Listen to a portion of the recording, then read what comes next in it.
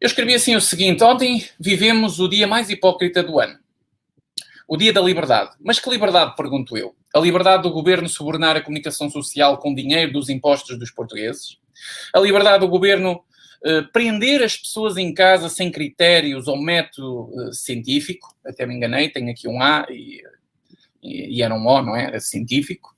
A liberdade de ver o desemprego a disparar no país, a liberdade de aumentar a procura das pessoas nas cantinas sociais, nas paróquias, instituições para comer, para um simples prato de comida quente, a liberdade de silenciar politicamente quem pensa totalmente contrário ao socialismo, a liberdade de não fazer nada para combater a corrupção neste país, a liberdade de ser os parasitas da União Europeia, a liberdade de um governo se comprometer que não aumentaria os impostos, mas afinal aumentaram, a liberdade de manter uma das maiores taxas de carga fiscal da Europa, ou de ter um dos piores PIBs per capita da própria Europa também, a liberdade da esquerda fanática e ideologicamente afogar o país num imenso e gigante Estado que tem que ser sustentado, ou que tem que sustentar com dinheiro de impostos de empresas e bancos falidos. Estou a falar, por exemplo, da TAP, estou a falar do Novo Banco, estou a falar de outros bancos falidos que tivemos que acartar. Enfim, estou a falar de uma série de coisas que vocês sabem o que é que eu estou a falar, não vamos expressar aqui o assunto. A liberdade de poder mandar uns bitites, não é? Como se diz aqui no Norte, uns bitites nas redes sociais, mas se exagerar, sou bloqueado e censurado. Digam-me qual é, afinal, a liberdade. Porque ainda não entendi qual é. Enganei-me aqui, saiu um Q em vez de um A. Este foi o texto que eu escrevi e não sei se vocês concordam ou não, mas a liberdade que nós temos hoje é uma liberdade que ela é reduzida. Só apenas 10% das pessoas, foi uma sondagem que o Expresso fez, 10% das pessoas acreditam que vivemos numa democracia plena. 10% das pessoas.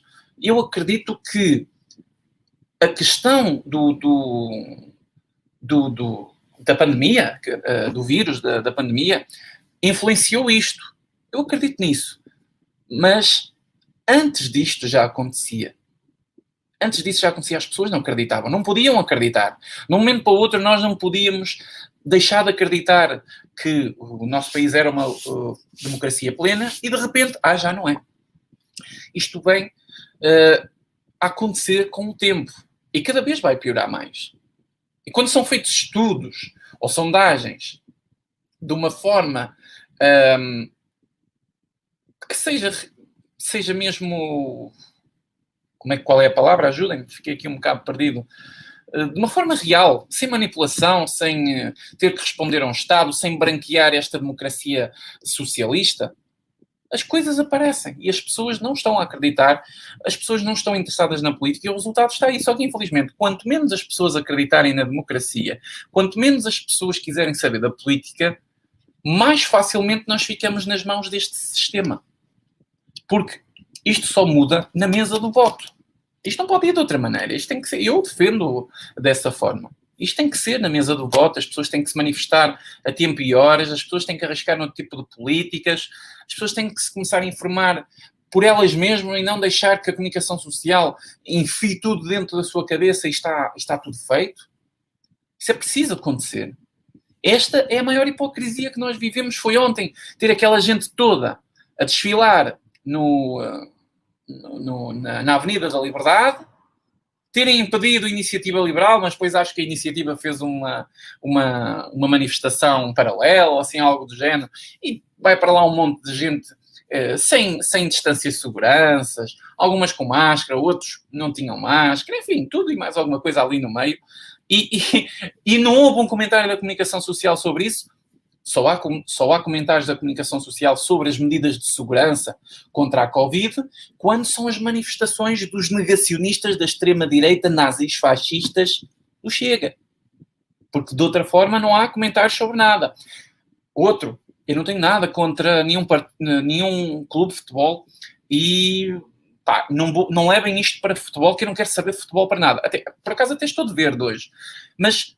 acho que o Sporting ganhou ontem ou algo assim do género. Estava tudo na rua à espera do autocarro às 3 da manhã, uns em cima dos outros, nem máscaras, nem distância, nem porra nenhuma.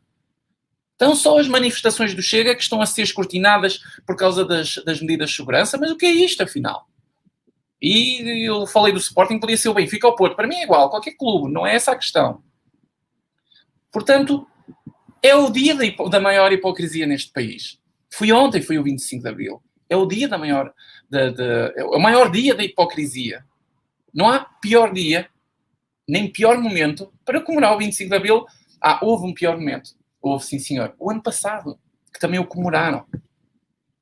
Entende?